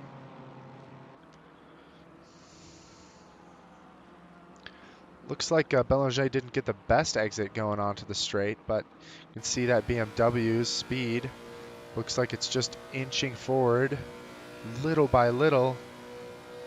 I don't think it's going to be enough before they get to the end of the back straight there. Into the corners though, you can see the advantage of that BMW as Belanger goes on the inside there. side by side through the wide right-hander. And it looks like Belanger will take P9 from Copes there. Nothing gained in class, nothing lost in class, but a bit of a bragging rights move there for Belanger.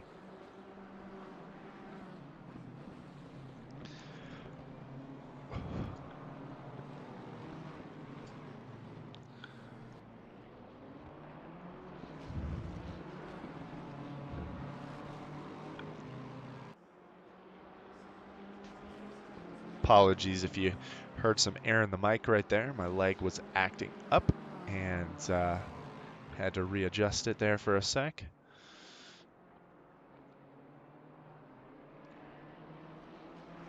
Belanger, Pinot right ahead. Looks like he's just going to try and make a move here. Pinot's just going to take that outside line and let him go.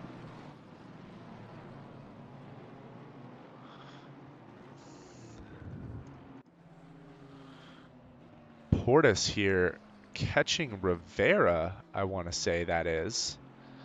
Here with 5 minutes left to go in the race. Let's take a look. Is that Rivera? Indeed, that is Rivera with 5 minutes left to go in the race. Let's go back to that. Not sure if Rivera's made any mistakes, but that is possibly a battle for the last podium position there, waiting to happen in the last laps of this race.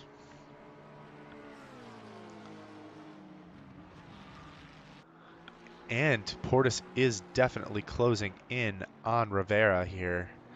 4 minutes, 30 seconds left in the race. Larson is currently sitting, let's see where he is. He's already on the Mistral straight, which means he's probably about 20 seconds ahead of these drivers right now. Actually, we can do that math real quick. He is 25 seconds ahead of these drivers right now if we look at the deltas. And that means that we've probably got maybe 2 or 3 laps, probably 3 laps left in this race, 2.5. As here we are, down the Mistral straight we go. That's for the pro class. Kenneth Portis, Ricardo Rivera. Portis goes on the outside, down the straight. He's got the slipstream. Does he have the speed?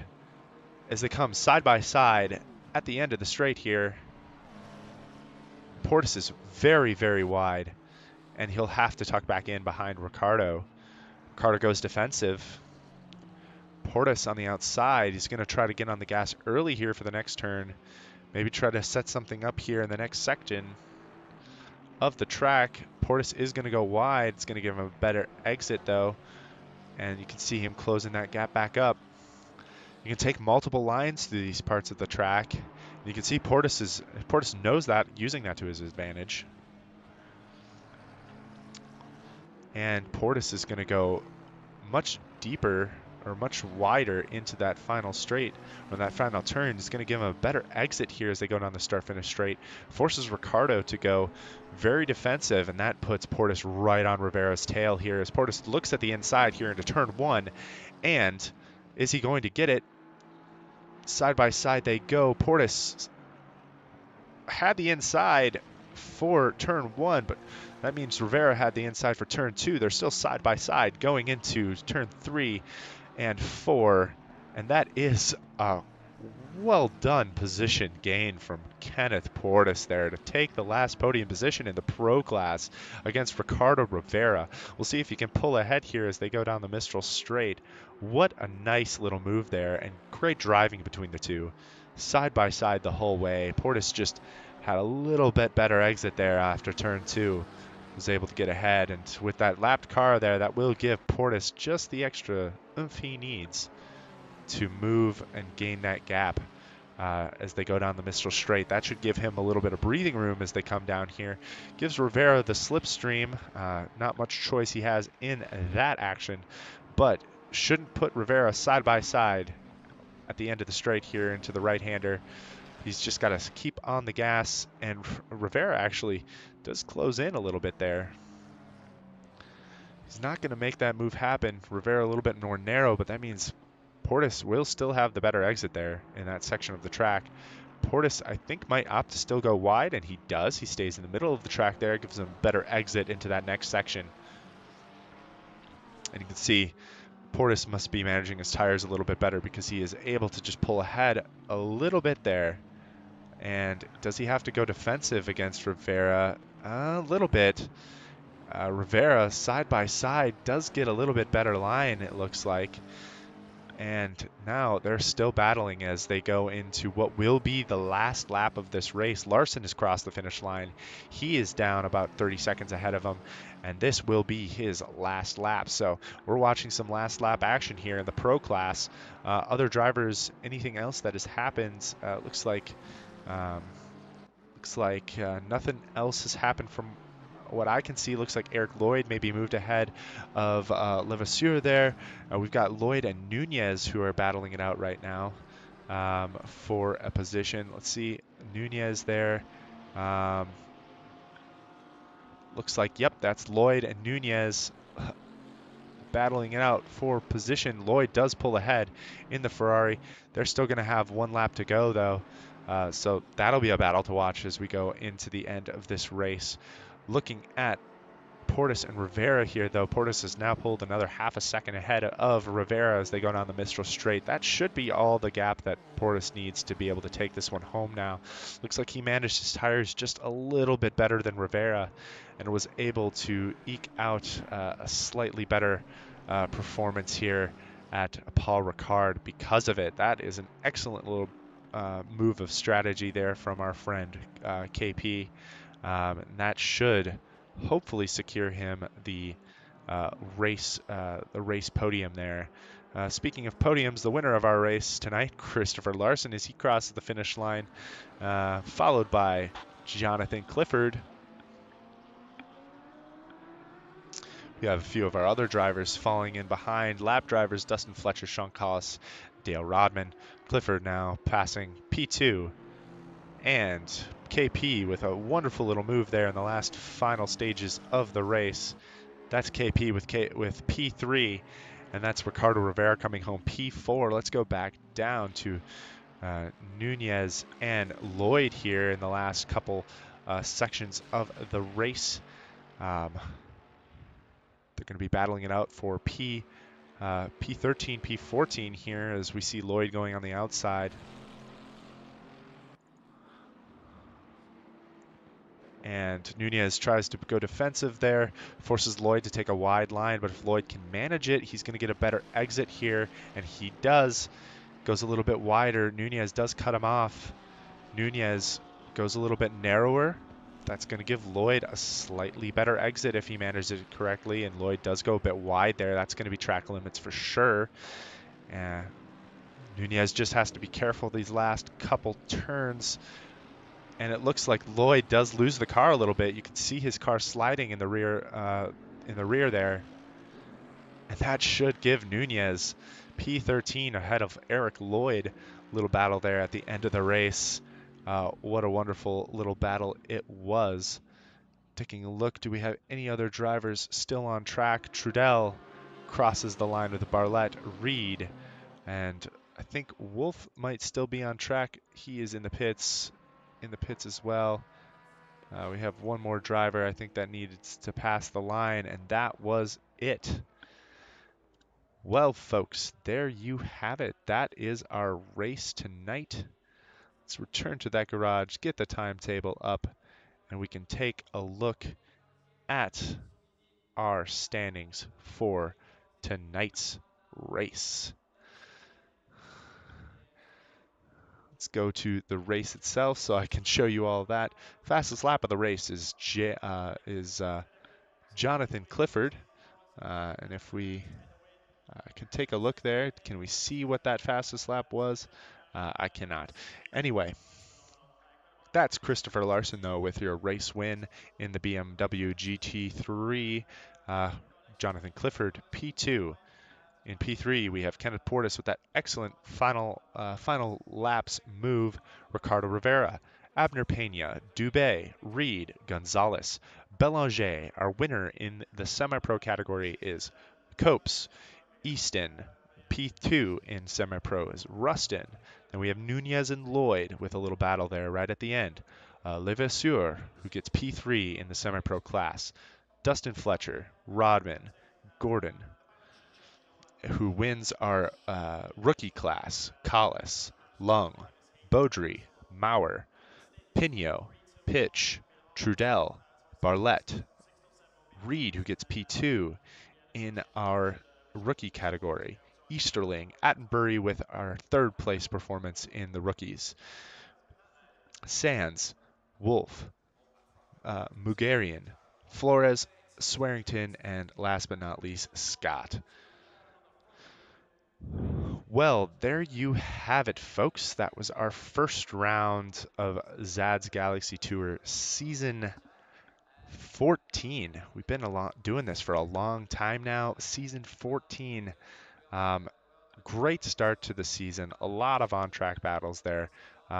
Was a really great race here at Paul Ricard. Sometimes Paul Ricard can get boring in the middle, I have found, and we did see that a little bit today. But last lap battles between pro category drivers there, you always love to see that. It's not every day you get to see that, and it's really a treat when you do. Next week we'll be back here, same time, same place, 7:30 Central. That's 8:30 Eastern. We're here for round 2. That's going to be a 45-minute race at Snetterton. No pit stops, no refueling for our drivers. So very different race than what today has brought you. It's going to be a big management race, a bit of a sprint to the finish, but can the tires last 45 minutes? They can, but they're not going to like it very much. So it's going to be a different feel for our drivers, something different for them to sink their teeth into as they practice this next week. So anyway, my name is Schim. I've been your host for tonight's race. Thank you so much for all your support, all your love. Please feel free to like and subscribe if you enjoyed what we did here tonight. And feel free to join our Discord page as well, a Discord server.